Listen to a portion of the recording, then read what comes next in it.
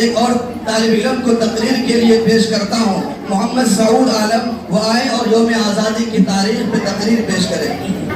السلام علیکم ورحمۃ اللہ وبرکاتہ. الحمد للہ وکفا والسلام علی عبادہ الذین اصطفی اما بعد.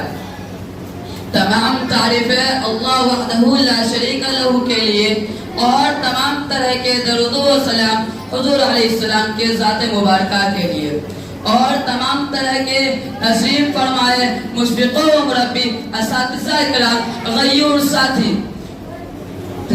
ساتھی دور دراز سے تشریف فرمائے ہمارے ساتھی. ہر سال کی طرح اس سال بھی ہمارے مدرسہ دارالعلوم رحمانی میں جشن یوم آزادی بڑے جوش و خروش کے ساتھ منایا جا رہا ہے. اس مبارک موقع پہ میں اپنی طرف سے اور اپنے مدرسہ کی طرف سے آپ تمام حضرات کا خیر مقدم کرتا ہوں اور اپنے تمام شہیدان وطن کو خراج عقیدت پیش کرتا ہوں اور جشن یوم آزادی کی بہت بہت مبارکباد پیش کرتا ہوں.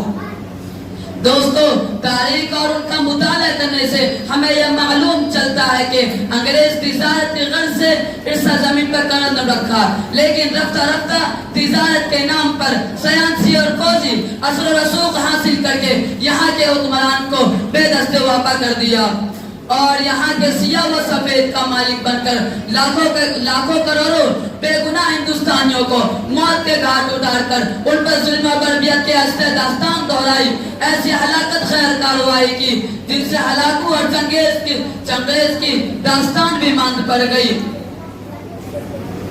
انگریزوں نے ہندوستانیوں کو اینٹ سے اینٹ بجا دی، ہزاروں آبادیاں ویران کر دی گئی، ہر جگہ قتل و غارت گری کا بازار گرم ہو گیا، ہر جگہ خاموشیاں، ہر جگہ سناٹا ہی سناٹا کا فضا نظر آ رہی تھی اور یوں محسوس ہو رہا تھا کہ بھارت کا ستارہ، بھارت کا اقبال مطلع خورشید سے کبھی نمودار نہیں ہوگا اور ہمیشہ کے لیے یہ بھارت غروب ہو جائے گا.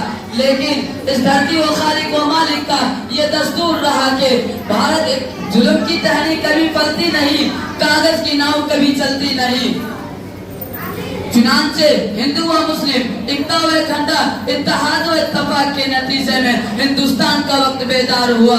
مہاتما گاندھی، ٹیپو سلطان، جواہر لال نہرو ان جیسے ہزاروں رہنماؤں کی قیادت میں لاکھوں لوگوں نے اپنی جانوں کی نذرانہ پیش کیے، جام شہادت نوش کیے، گولیاں کھائی، پھانسی کے پھندے چومے.